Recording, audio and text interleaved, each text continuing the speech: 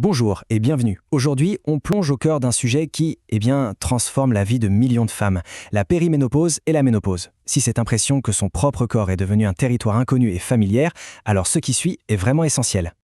Cette sensation d'être constamment à plat, ce brouillard mental ou encore cette prise de poids qui semble inévitable.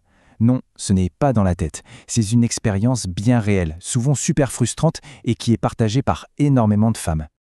Et voilà le point le plus important. Il faut arrêter de se battre avec des outils qui ne fonctionnent plus. Le corps a changé les règles du jeu. Tout simplement. Il faut donc adopter une toute nouvelle stratégie. Une stratégie qui est basée sur la science pour non seulement s'adapter, mais pour vraiment s'épanouir. Bon, alors allons voir ce qui se passe vraiment à l'intérieur du corps. C'est quoi la source de tous ces changements qui peuvent être si profonds ? L'œstrogène, c'est bien plus qu'une simple hormone de la reproduction. C'est une véritable hormone de puissance. Elle aide à fabriquer du muscle, à garder des os solides et même à réguler l'humeur. Quand son niveau se met à chuter, c'est tout le système biologique qui est chamboulé. Et c'est précisément là que le piège se referme. S'acharner avec les anciennes méthodes, faire plus de cardio, manger moins, ça devient complètement contre-productif. En fait, ça peut même empirer les choses en ajoutant du stress à un système qui est déjà en pleine adaptation.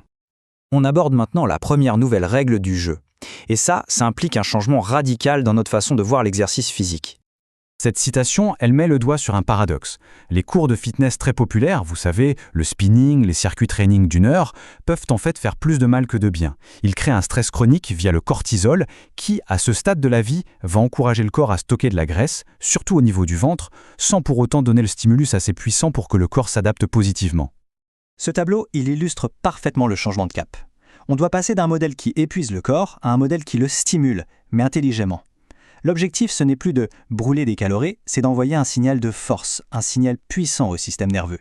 Alors voilà les 3 piliers de cette nouvelle approche. Soulever lourd, attention, ça ne veut pas dire devenir bodybuilder.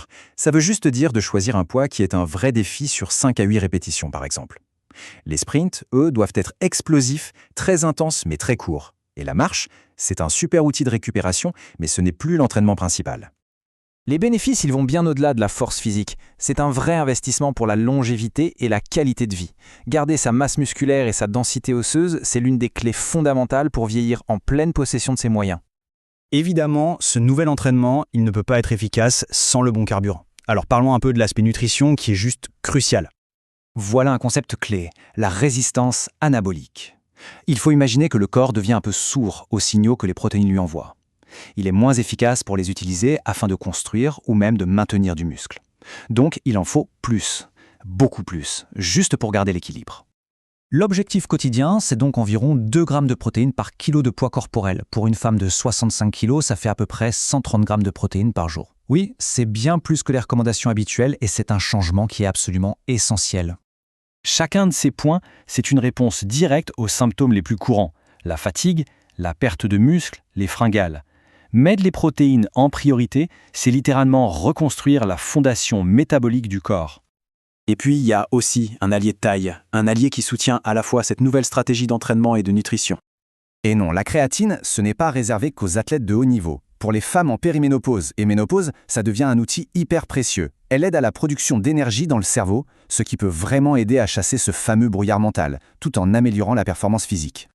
Alors comment on assemble toutes les pièces de ce puzzle ? Concrètement, ça ressemble à quoi cette nouvelle routine de puissance ? Voilà le résumé des nouvelles règles du jeu. Les principes sont simples, mais c'est vrai, leur application demande un vrai changement de mentalité. L'objectif, ce n'est plus de s'épuiser, mais de s'entraîner et de se nourrir avec intention, avec précision. Et ça, c'est sans doute la chose la plus importante à retenir. Cette phase de vie, ce n'est pas une fin, c'est une transition. Adopter ces stratégies, c'est se donner les moyens de bâtir des décennies futures qui seront encore plus fortes et plus dynamiques. C'est la question qui reste en suspens. Parce qu'avec les bons outils et la bonne approche, devenir plus forte que jamais, ce n'est pas juste une possibilité, c'est un objectif tout à fait réalisable. Merci beaucoup d'avoir suivi cette analyse.